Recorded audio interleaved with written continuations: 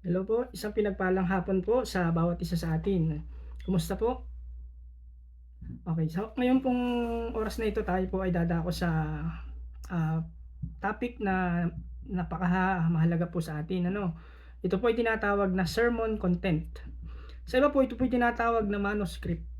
So, pagdating po sa pagse-share po ng ating passage na pinag-aralan natin na mga passages, so tayo po ay kailangan po na dumaan po sa proseso na kung tawagin nga po natin ay maintindihan natin yung mga major parts ng sermon or yung sermon content. Dun po sa ating mga na-gather about sa mga exegetical data, sa mga assignments po natin nung mga nakaraan pa nating mga ginawa.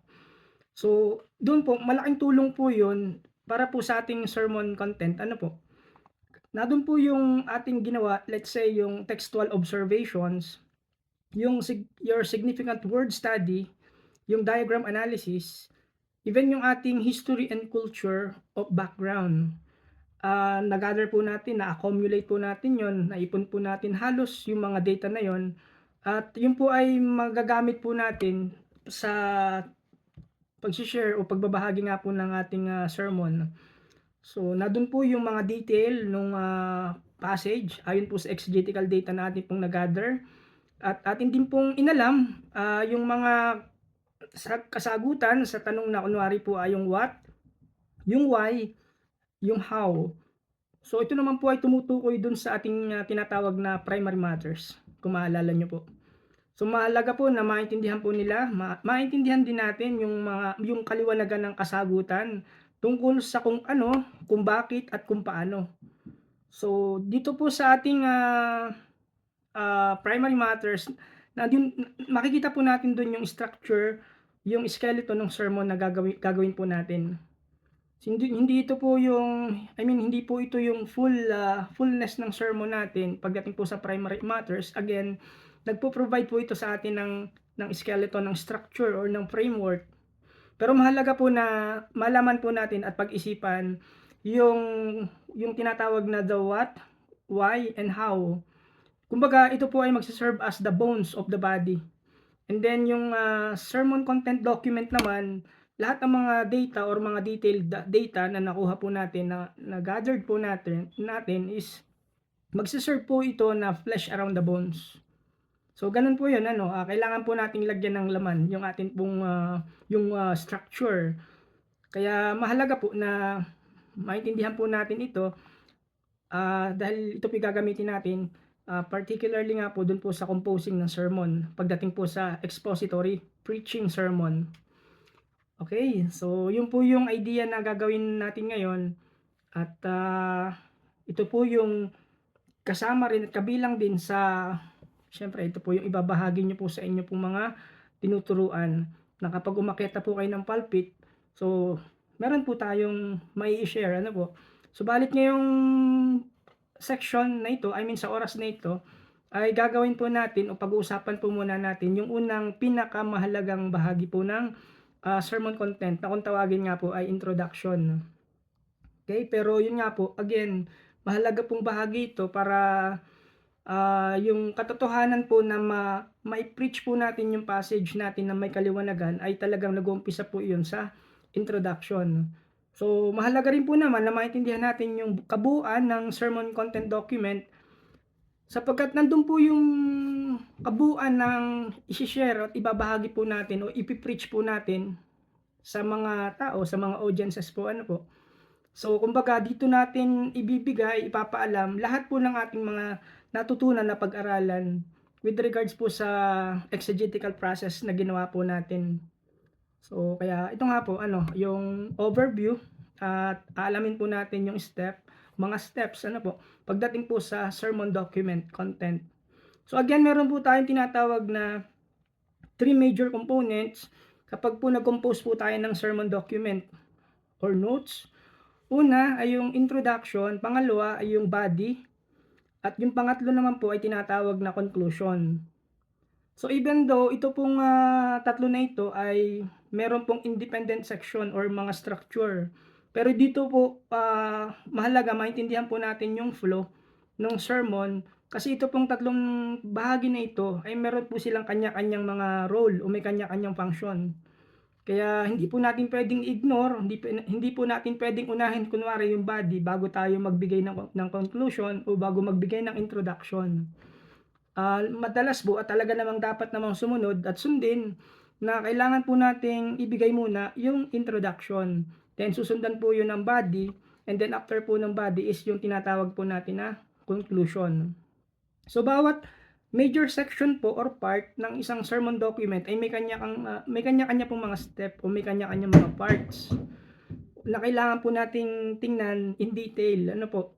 Kumbaga dito sa introduction, sa body at conclusion, ibig sabihin is merong kanya-kanya po itong subpart or step na tinatawag. Alright, so usually yung pong sermon na binibigay natin, binibigay po ito ng 35 hanggang 45 minutes. Ano po? Kaya yung pattern ng sermon document is maganda po na masundan po talaga natin. Alright, so ito na po yung tinatawag natin na introduction. So meron po tayong 7 steps. Number 1 o yung first step is yung get the attention of the hearer. So mahalaking bagay po yun once na sa opening statement pa lang natin is makuha na po natin yung kanilang atensyon. Sa bawat salita na lalabas po sa labi po natin o sa mga nagshi-share o nangangaral o sa isang preacher, mahalaga po na makuha po natin agad yung kanilang pandinig o yung kanilang atensyon. Pangalawa is surface the need of the hearer.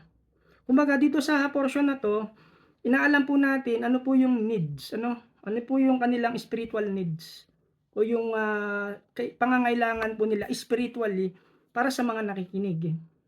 And then sa number 3, kailangan po nating i-describe yung kanilang contemporary or yung present or current situation. Kumbaga, siyempre naka-connect po 'yun sa ating passage at kailangan po nating alamin at kung papaano natin i-de-describe naman yung kanilang current situation para sa mga audience o sa mga listeners.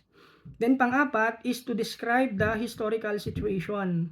Sapagkat ang passage na ating pong pinag-aralan ay isinulat ng mga tao ng ilang mga na individual, na espesyal na individual kagaya ni Pablo. Historically is meron pong dahilan na kailangan po nating malaman, maintindihan ano yung kanilang situation ng mga panahon nila. Bakit isinulat ito ni Paul? Ano yung sitwasyon ng mga tao culturally, historically, para maintindihan po ng mas mainam ng mga contemporary or current or present ng mga audiences. So mahalaga po 'yun para mas madali po nilang ma-pick up, madali po nilang maintindihan yung ating pong i-share. Panlima is to describe or to raise questions for the hearers. So isang bagay po na maganda at mainam din pong gawin is magbigay po tayo ng tanong. Isang question na maaaring at talagang dapat ay nakakonekta naman yung ating tanong sa ating passage. Na yung tanong na ito is naka-address sa mga tagapakinig. Then yung pang-anim is to read the passage. Okay? Madalas po ginagawa natin is pinabasa po natin yung passage, yun po yung unang ginagawa. Pero basically, ito po isa lamang sa step ng introduction, yung pagbabasa po ng passage na ating pong tinuturo at ituturo. Number 7 is transition from introduction to the body. So, yung transition from introduction to the body po ay isa po itong statement na magdadala para isa po itong tulay, magbi-bridge from introduction to the body. Okay?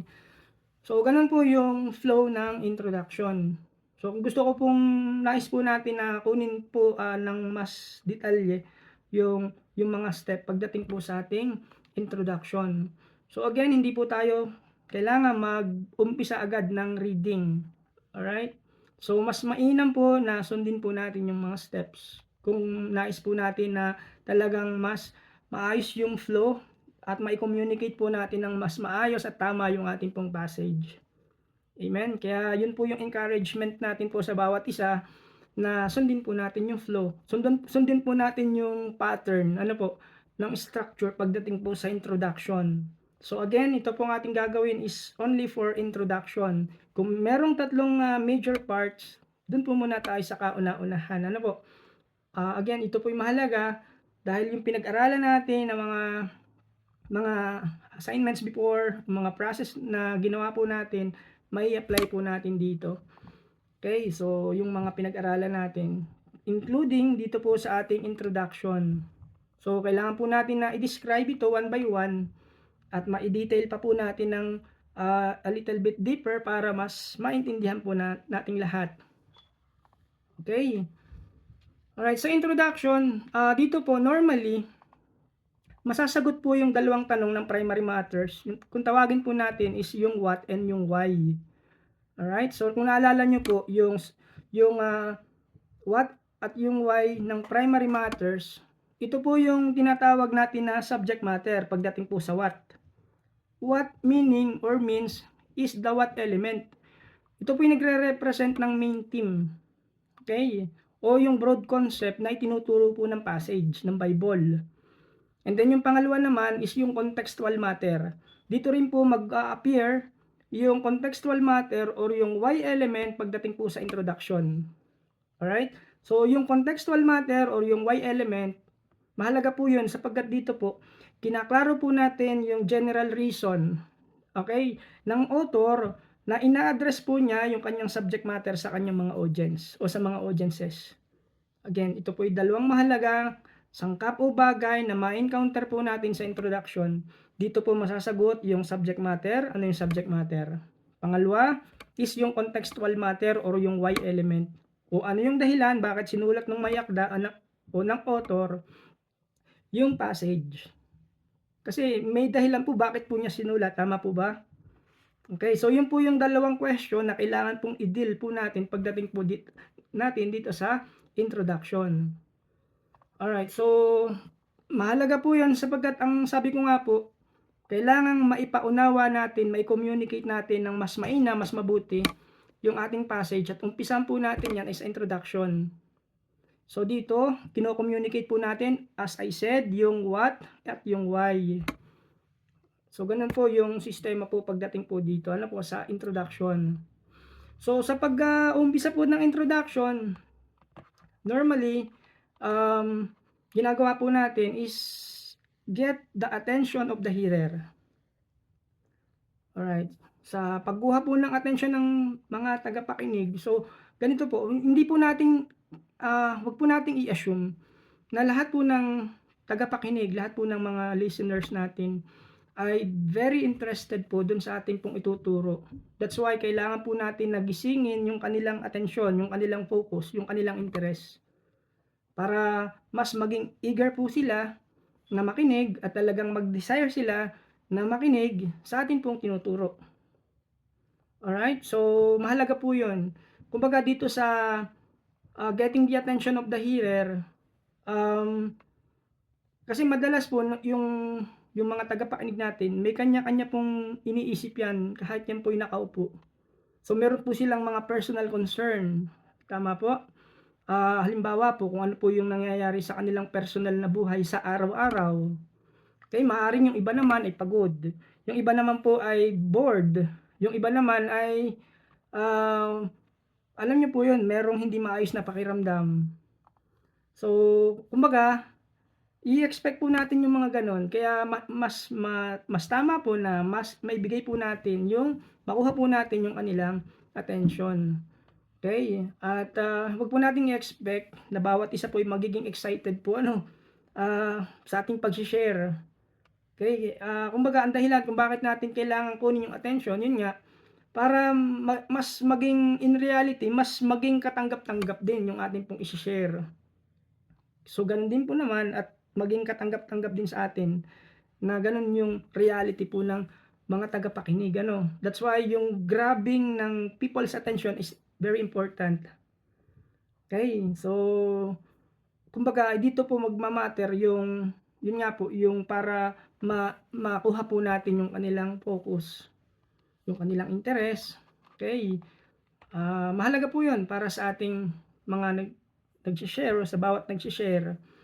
So may ilang po mga idea po na tayo pwedeng gamitin pagdating po naman sa ma-inspire po natin yung introduction at makuha po natin yung kanilang interest. Ang ilan po sa mga examples, let's say yung interesting story.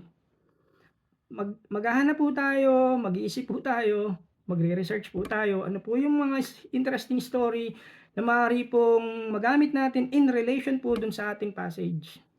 Isa pong way yun para makuha po natin yung atensyon nila, ano po. Then pangalawa, yung shocking fact or statistic. Okay, so maghahanap po tayo ng numerical value ng mga bagay na nakaugnay sa ating topic, for instance. Gano'n din, puwede tayong gumamit ng ilang current events, ano, yung mga, ah, kasalukuyang mga kaganapan, puwede po nating i-connect 'yun kung 'yun ay konektado po sa ating passage. Again, yung interesting question, pagbibigay po ng rhetorical question, mahalaga din po 'yun. Isang, strong or bold opening statement. Okay, so 'yan po yung ilan sa maaari pong makapagbigay po ng at makakuha ng, atensyon para po sa ating mga tagapakinig. So malaking bagay po 'yun, ano po. Okay, so ito po yung ilan din sa mga puwede po nating idagdag na examples pagdating po sa, introduction, yung getting the attention of the listeners or the audiences. Kunwari po yung tinatawag po natin na again, yung pong real life stories. Yung kwento na totoo pong nangyari sa isang tao, yung kwento sa totoong buhay. Puwede po tayong gumamit noon, then kailangan nga lang po ang ano natin is naka-connect po dun sa topic po natin. Another one is yung biographical illustration, yung talambuhay po ng tao, puwede rin po yun. Or again, yung pong tinatawag natin na striking quotations. Okay, so maghahanap po tayo ng quotations na puwede po natin na magamit para po sa introduction. Then, yun nga pong gagawin natin 'pag nagamit po natin yun, in a way ipapaliwanag po natin. And then puwede po tayong gumamit na tinatawag na rhetorical questions or yung interesting questions. Directed naman po ito again sa audience po natin. Mga personal experience po ng preacher, puwede rin pong magamit para yun nga po makuha po natin yung kanilang yung interest po nila para sa ating pag-share po nung ating palamang introduction. So kung meron po tayong alam na kunwari mga references na mga books o mga aklat na maaari po nating magamit yung ilang piece of content mula dun sa aklat na yun, puwede rin pong magamit. Meron namang iba, gumagamit po naman ng mga life related problems ano, na kung saan magbibigay naman po ng solution, of course, yung Bible ano, pagdating po dun sa discussion ng passage o dun sa relate na nung pagbibigay na nung tinatawag natin na body. Then, puwede rin po nating gamitin yung tinatawag na highly interesting personal correspondence o isang sulat na talagang malaki po yung connection o kaugnayan po sa ating main passage, ano po. Or, appropriate prayer. Okay, kung yung panalangin ay napakaangkop dun sa ating passage, puwede rin naman po yun ano. Ano pa po, yung personal testimony, puwede rin po yun. Or kung may alam po tayong mga hymns, mga songs na connected or related din po sa message. So, yun po yung ilan lamang ano sa mga puwede po nating magamit pagdating naman po sa ating, getting the attention of, the audience or the hearers. Okay. So, ang Bible po, kung iisipin po natin is hindi naman po ito boring na aklat, ano po, sapagkat ito nga po ay Word of God. Pero kapag poor po yung introduction natin, 'pag mahina po yung introduction natin, is alam niyo po 'yun, yung pong appetite nila towards dun sa passage is dun po tayo magkakaroon ng discrepancy, ano. So, kaya kailangan dun pa lang sa ating introduction, from the very beginning, makuha na po natin yung kanilang atensyon. So, gano'n po kahalaga 'yun ano. So, may mga again, yung mga examples po na ibinigay po natin kanina. So, like for instance, pagdating po sa interesting question, ito halimbawa lang po ito. What is your purpose for existing? Ano ang dahilan? Bakit ka nag-e-exist? Bakit ka buhay? Alam mo ba o do you know why you are here? Alam mo ba kung bakit nandito ka? So, yung mga gano'ng mga tanong o questions, ilan lang po 'yun sa mga tinatawag natin na arsenal o yung sabihin na natin na tool ano para sa isang preacher. Kumbaga, kailangan po matulungan natin, of course, yung mga audience na ma-involve po dun sa message. Hindi lamang po yan, ano, kumbaga, even si Lord Jesus, being the master preacher, is gumagamit din ng mga questions, ano, mga interesting question. Ginamit po niya yun sa Matthew 17:25, sa Matthew 8:12, Matthew 21 verse 28, Matthew 22:42, sa Luke 10:36, sa Luke 13:2, and sa Luke 13:4. Okay, so ganun po si Lord, ano, ang ating Panginoon sa kanyang pangangaral, talagang ini-involve po niya yung kanyang mga audience, ano. Kumbaga sa kailangan po ma sa initial stage pa lamang nandun na agad yung ating kumbaga very interesting na po yung ating initial or opening remarks na sinasabi. Kumbaga para maging acquainted po sila dun sa subject matter. Okay, mahalaga po 'yan ano, kung ano yung tinatawag na the what and the why. Kumbaga ito po yung dalawang napakahalagang paraan para i-open po natin yung ating pong topic ano. Again, yung kagaya ng real life story, some kind of story na magko-complement po ito dun sa subject matter ng passage natin. Kung naalala niyo po yung example, halimbawa yung tinatawag na pagdating sa love, ano po, sa 1 Corinthians chapter 13, yes, pinag-usapan po ni Paul doon, diniscuss po ni Paul doon, yung tinatawag na pag-ibig o pagmamahal.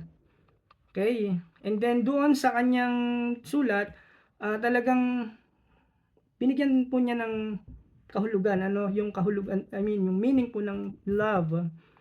Kumbaga, pagdating po sa konsepto ng love, pwede po naman dito bigyan ng paraan o ng daan, sabihin yung mga ilang aspeto or issue ng love. Okay, kumbaga something na magbibigay ng buhay dun sa salitang pagmamahal. Hindi lamang yung basta concept ng love o yung kailangan po natin na mai-picture out po natin ano sa kanila at para makapag-umpisa po tayo at makuha po natin yung attention po nila ng mga tagapakinig. Okay, so yun nga po ano, kumbaga yun po yung pinakang opening remarks or opening words natin is to get them their focus or the attention upon you, the speaker or the preacher. Tayo yung tinatawag na, kayo po yung tinatawag na communicator. Kaya mahalaga po yun na makuha po natin yung ganung bagay ano sa isang sitwasyon habang tayo nag-share. Okay, so yun nga, yung focus, attention. We want to grab their attention. Kaya po tayo nandun at nag-uumpisa po tayo magsalita through introduction is to get the attention of the hearer. Hindi lamang po basta makuha yung kanilang attention, but to keep it. Okay? Kailangan ay nakuha, hindi lang nakuha yung attention, pero manatili yung attention na nakikinig po sa atin. Alright, so kumbaga bawat content po ng words natin pong sasabihin natin during the time of introduction part is talagang yung mga tagapakinig natin is very eager na makinig. Alright, so doon makikita natin talagang maririnig nila yung konsepto of whatever the what, okay, ano yung topic, ano yung tema ng passage, and the why. Again, yung why meaning, ano yung dahilan, kinaklaro po nung author, ano yung dahilan bakit niya sinulat yung kanyang sulat o yung kanyang passage. Bakit bahagi yun ng libro o ng aklat. So, kumbaga, we are illustrating something about the introduction. Yun nga po yung paraan para maibigay po natin yung ilang bagay when it comes sa getting the attention. Okay, hindi lamang po basta tayo aakyat doon sa pulpit.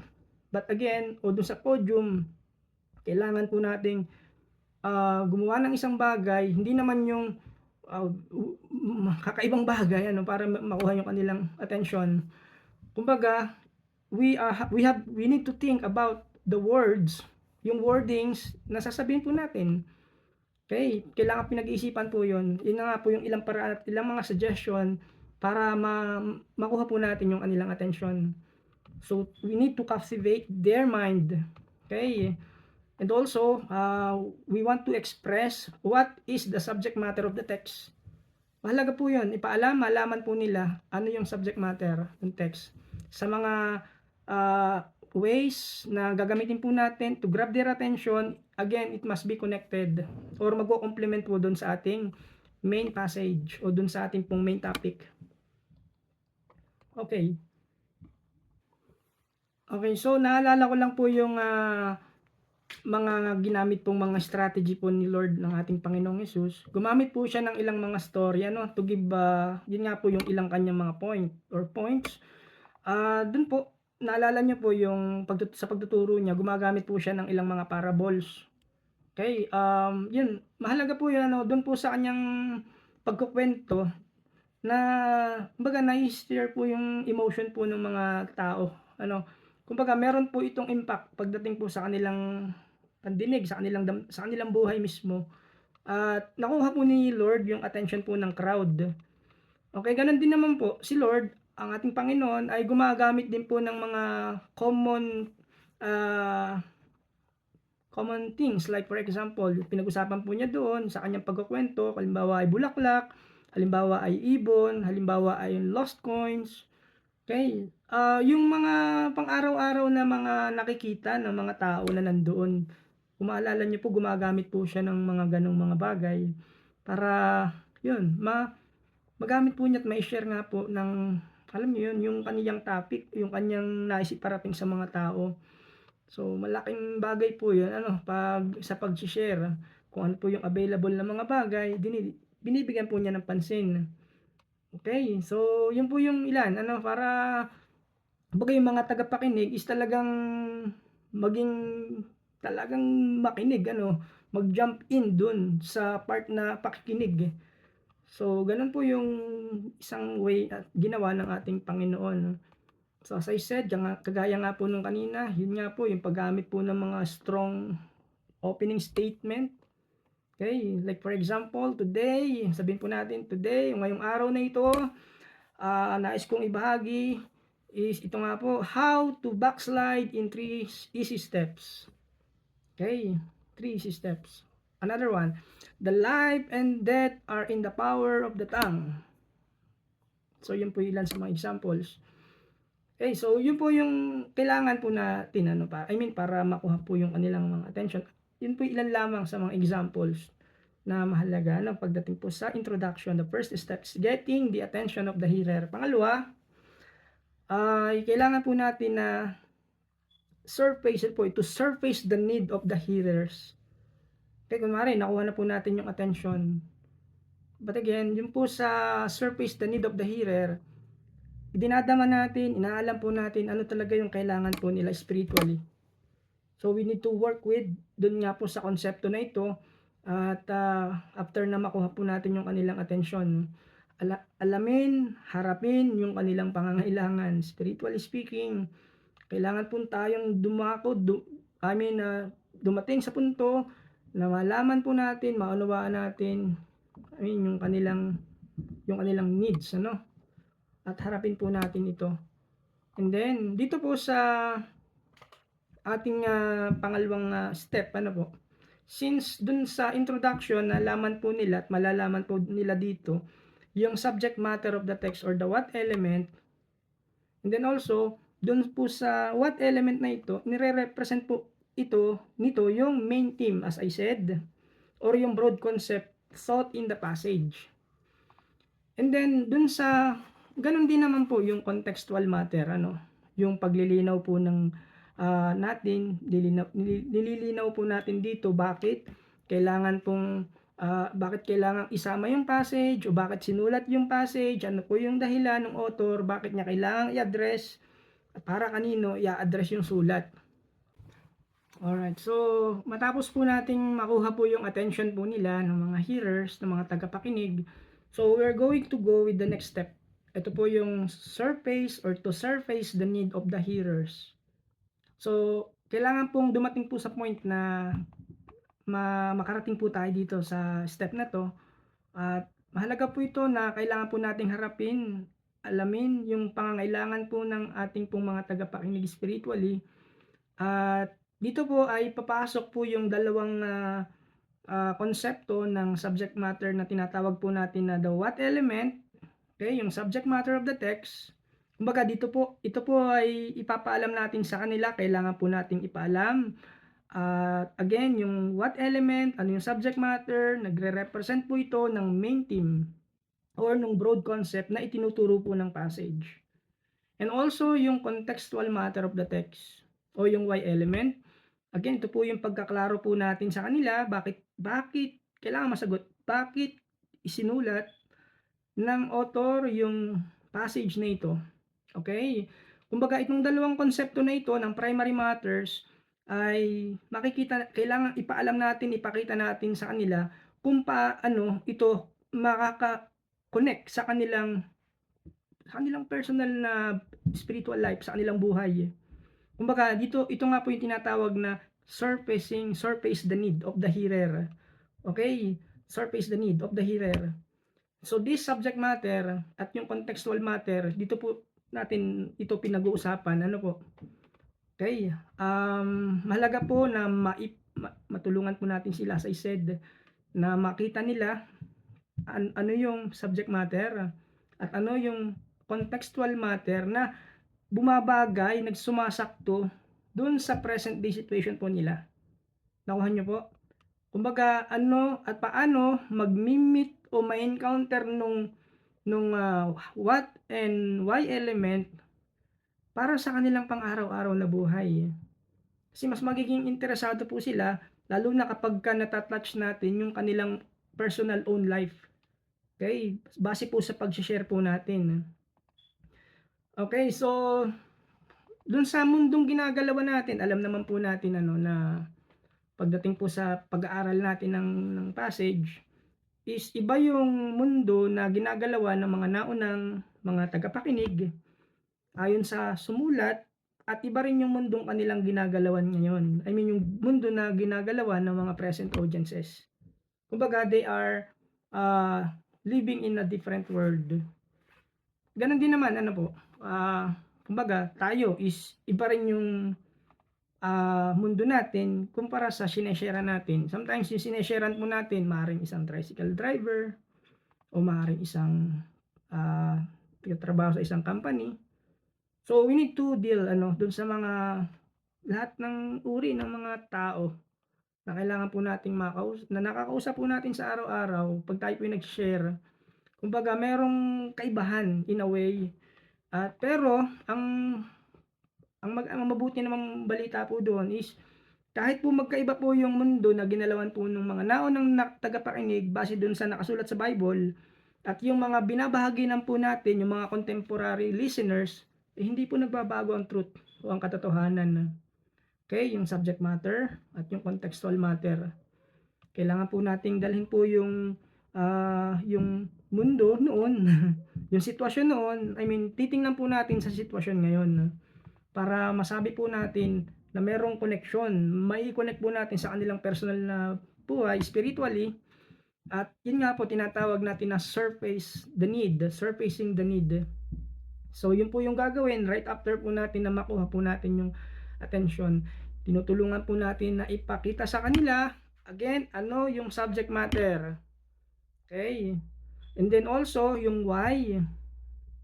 Yung why. O yun nga po pagdating po sa dahilan bakit sinulat nung author yung kanyang letter, yung kanyang passage. So yung dalawa na ito, yung the what and the why element o yung subject at yung contextual matter, paano ito magagamit at ma-encounter itong topic na to, may connect ito doon sa kanilang personal na buhay. Kung saan at kumbaga dahil sa panahon nga nila kailangan nilang marinig ano yung connection nung passage na yon. Tayo po ang gagawa ng way para maipakita yon. Kaya alamin natin ano nga ba yung passage, yung main passage. Bakit nga ba sinulat ito? So ipapaliwanag po natin para makakonect po sa kanila. Naintindihan niyo po? Amen. So ang dahilan, pag ginawa po natin to, so magiging acclimated po sila, magiging adjusted po sila, at makukuha po natin yung kanilang attention, magiging motivated po sila to the point na talagang pagka natatouch yung kanilang heart dun sa topic, based dun sa topic, is makikinig po sila, mas makukuha po natin yung kanilang atensyon, yung interest po nila. Kaya mahalaga po na ipaalam ano yung topic, ano yung konsepto na ito, tungkol saan, at anong dahilan bakit at ito sinulat. Okay, kinaklaro po natin sa kanila yon, klaro po natin bakit sinulat ng author na ito.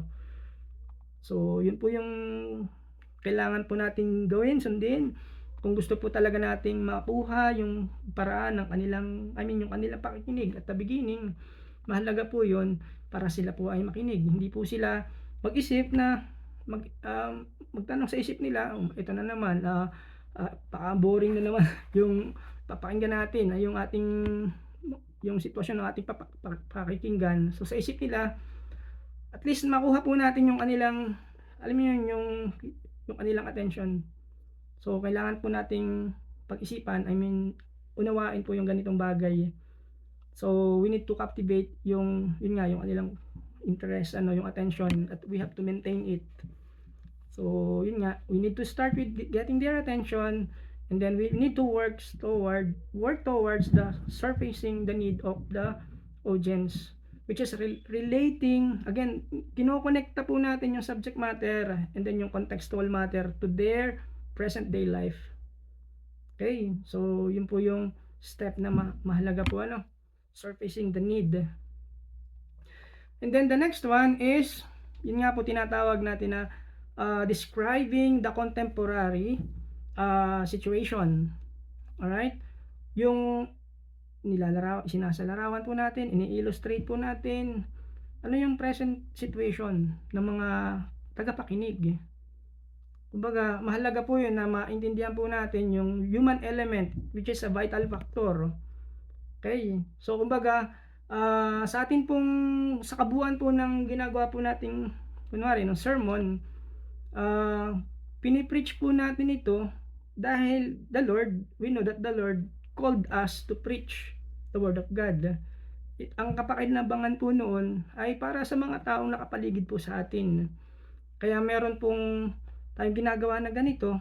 We need to learn and we need to study this section of introduction, because we are, yun nga, in-express po natin, kino-communicate po natin yung text, okay, yung passage directly dun sa life experience ng mga listeners.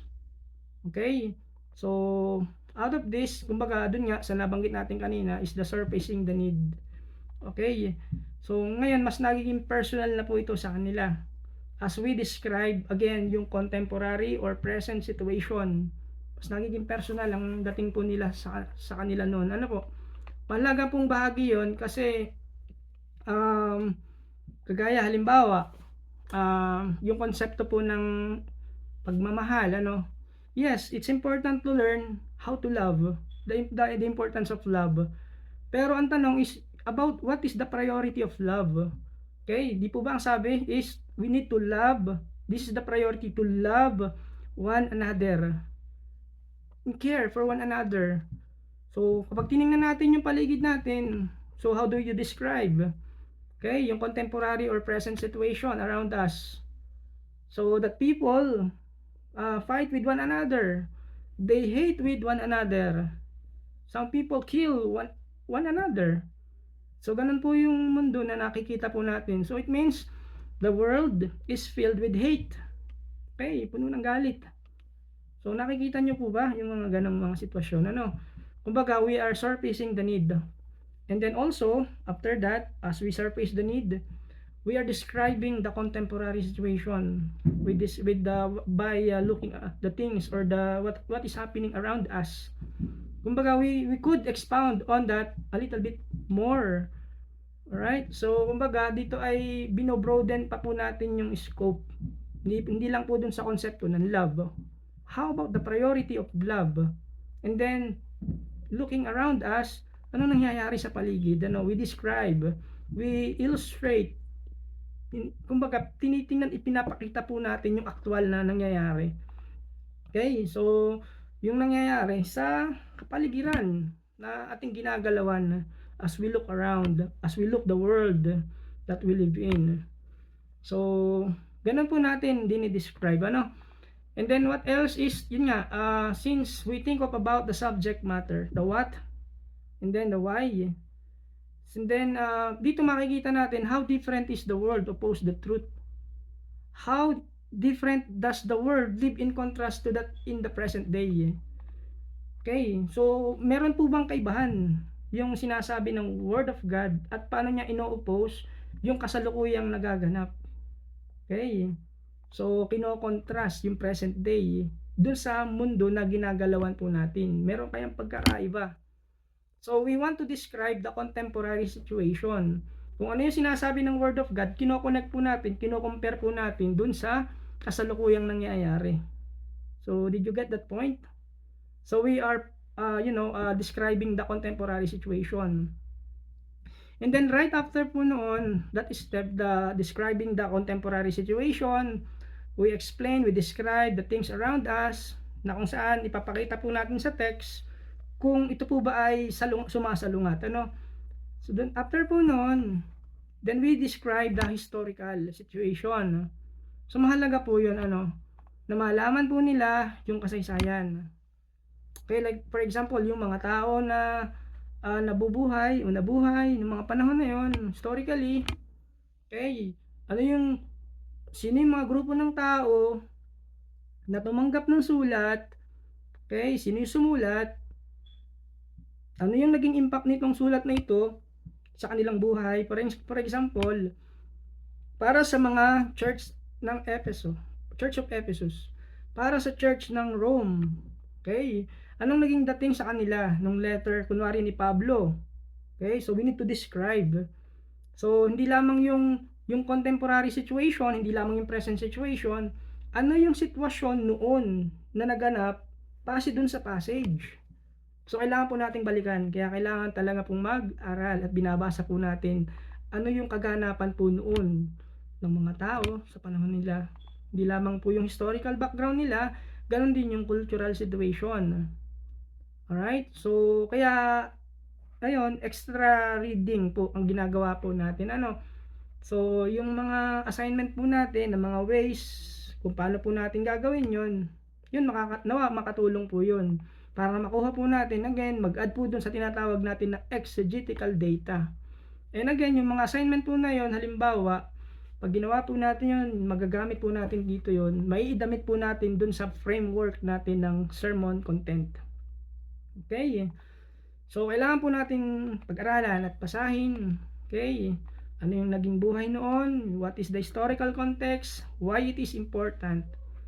So alam niyo kung bakit po mahalaga po ito, yung historical context ng kahit anong verse, kahit na anong passage o ng isang aklat, is magiging factor po ito para mas maganda po at maayos po yung pag-interpret po natin ng reading po natin, okay, ng passage. Kumbaga, every word ng Bible, bawat salita po ng Biblia, ay naisulat na itala at a certain point in history. Okay, ganun po yun, ano? Meron pong eksaktong araw, panahon, oras, kung kailan po yan nakatala. At iba-iba pong sitwasyon yun, tama po ba? So, meron kanya-kanyang circumstances. At tiyak pong may kaganapan na nagaganap historically, culturally, ng mga panahon na yun na kailangan po nating may paunawa sa kanila. Alright, so may mga insights po tayong makukuha. Malamang pagka ginawa po natin yun, bubuklatin po natin, talagang hukay natin historically ano po yung nangyari. So we need to do some research po pagdating po sa historical background, historical situation. Alright, alamin po natin yung purpose, okay, bakit sinulat, okay, yung why, yung when, and where, details of the passage, doon po papasok po yun, ano. So kailangan po ay nakakonect po ito sa historical context. Why? Kung bakit sinulat, yung when, kailan, at kung saan, yung where. Okay, kung saan sinulat yung detalye po ng passage. So ganun po yung gagawin natin po, just to describe yung historical context. May pakita po natin para sa kanila. Okay, para mas maging makatotohanan, mas maging totoo yung kanilang pinapakinggan. Ganun po yung purpose, yung pakay po natin, yung aim po natin, bakit po natin kailangan ibigay po yun. Okay, so kung mahalaga po yung passage na yon para sa mga original audience, kailangan maipaalam maipaunawa din natin yung significance naman nito para sa mga present audience. Okay, significant nung passage sa original audience, same thing din naman sa ating contemporary audiences. Kaya inaalam po natin yung historical context na nag-gather po natin. Magbibigay po ito ng new insights, mga bagong pananaw, at then nagkakaroon po tayo ng deeper understanding, malalim na pangunawa. Okay, so yun naman po yun ano. Kumbaga yung panahon nila, malaman kung anong kaganapan, may paalam po natin sa kasalukuyan. Same thing din naman po ano, yung kunwari, ito, yung pagmamahal po ng Panginoon ng Diyos noon, okay, na magmahalan ang bawat isa, is the same pa rin naman ngayon. Tama po ba? To love one another. Alright, so yun, pinapaalam po natin yung mga information na yun. So, marahil si Paul, yun yung gusto niyang mangyari. Then, kinokonekta naman nung sulat, ng passage, para sa kasalukuyang mga tagapakinig din ngayon. Ano po? Kaya mayroong historical information. Kumbaga, in such a way, yung mga tagapakinig is hindi lang nila maramdaman na nile-lecturean natin sila. Kumbaga, merong connection po talaga yun sa Word of God. Kung bakit po natin kailangan ibigay yung historical background, yung little background.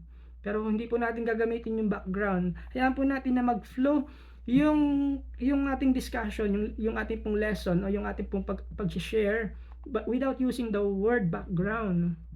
Okay, so yung natural flow lang po ng discussion, unang pag-share po natin. Right? So, yun po yung flow, ano?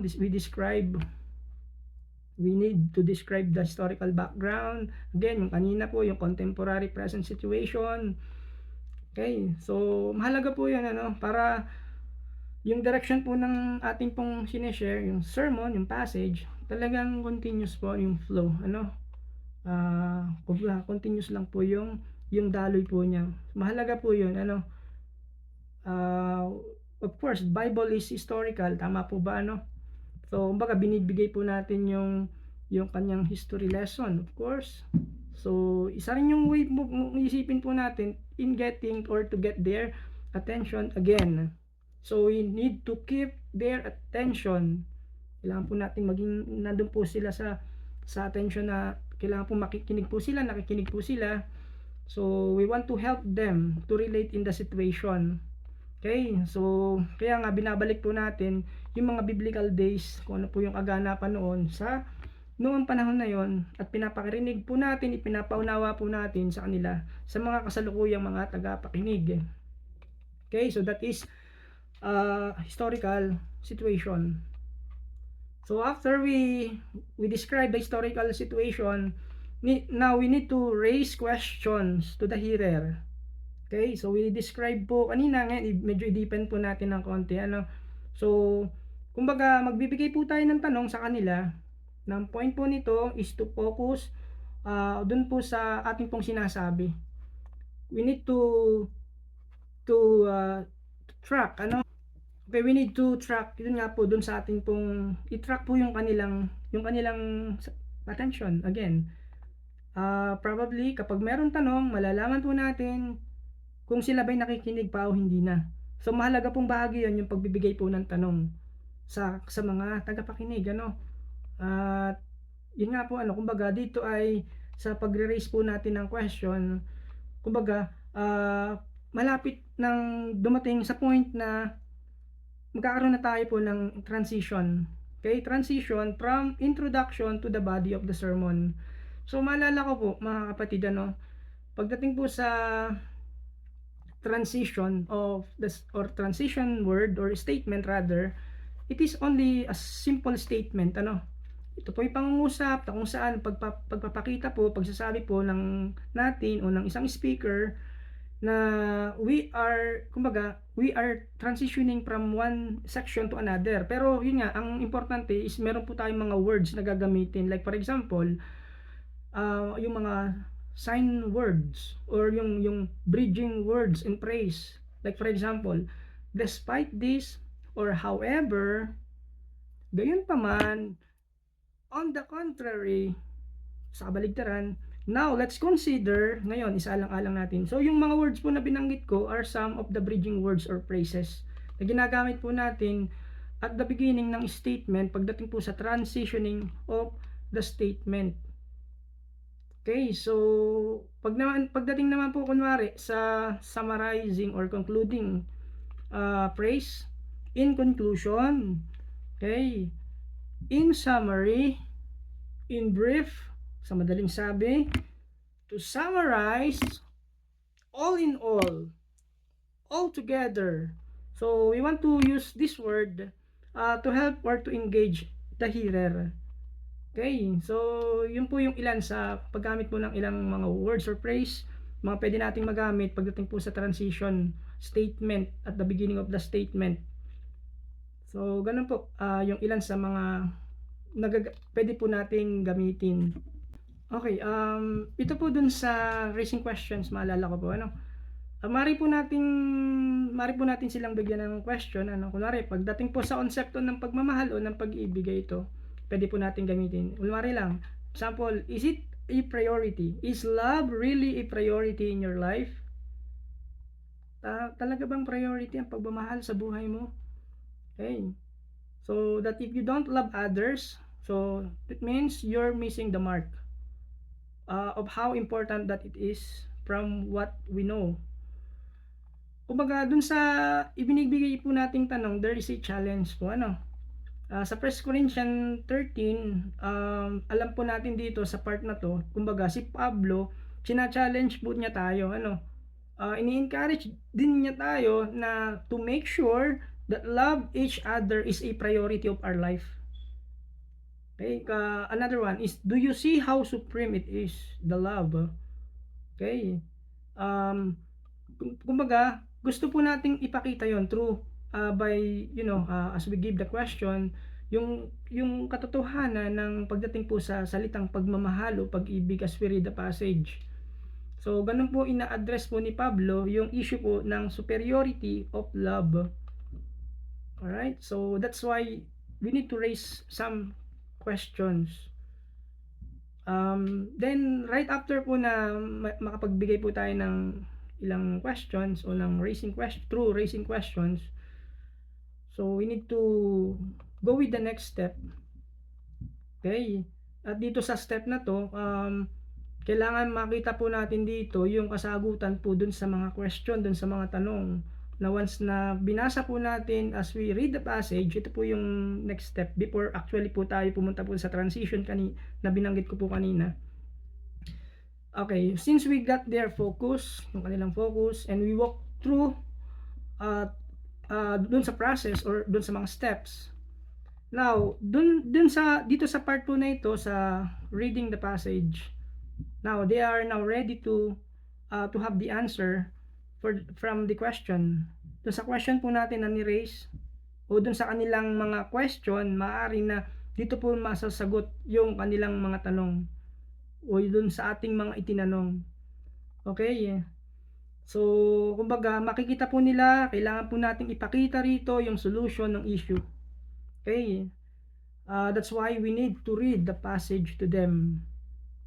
Kailangan basahin po yun, ano? Kailangan po nating sumunod at sundin po yung flow again, para makaptivate po natin yung kanilang mind, yung kanilang pandinig.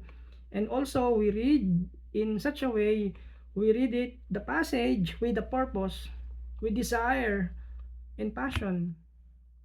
Okay, so kumbaga wala po tayong gagamitin mga tricks o anything.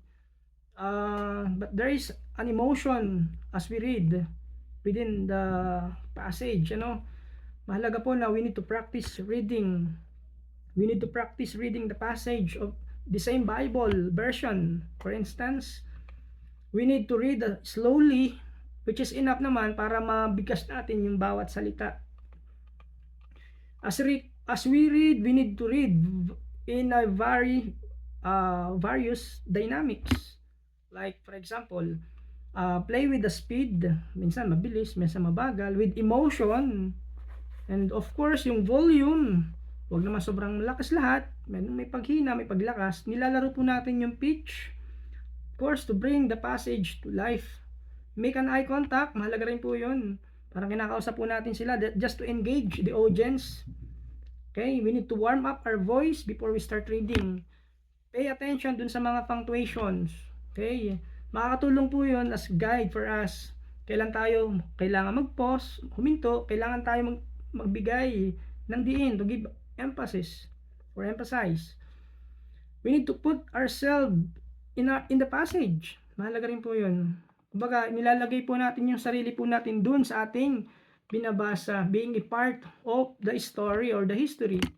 And then we need to meditate, okay? We need to meditate what we've read. So allow the divine love and grace to fill you. We need to reflect, on the reading and consider, of course, the passage, the reading. Kung paano ito, how do we apply this in our personal life?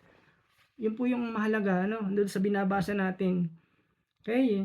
So this text may communicate them. Alright? May ipahayon po natin yung nais po talagang iparating, layunin ng passage. Even in reading, okay? So mahalaga po yun. We need to read the passage with passion and purpose. Okay? So, through this specific verse, mahalaga po na marinig po nila yung main passage natin pong ipapaunawa sa kanila. So, hindi lamang po basta simple reading, but then again, we need to follow dun sa mga sinabi po natin ng mga ways kung paano po natin mababasa ng may kaliwanagan po sa kanila. Alright? Okay, so then right after we read the passage, and then we're going to read or to say the transition statement flowing to the next major part ng ating sermon content, which is the body. Then we're going to discuss it next time. Thank you po and God bless.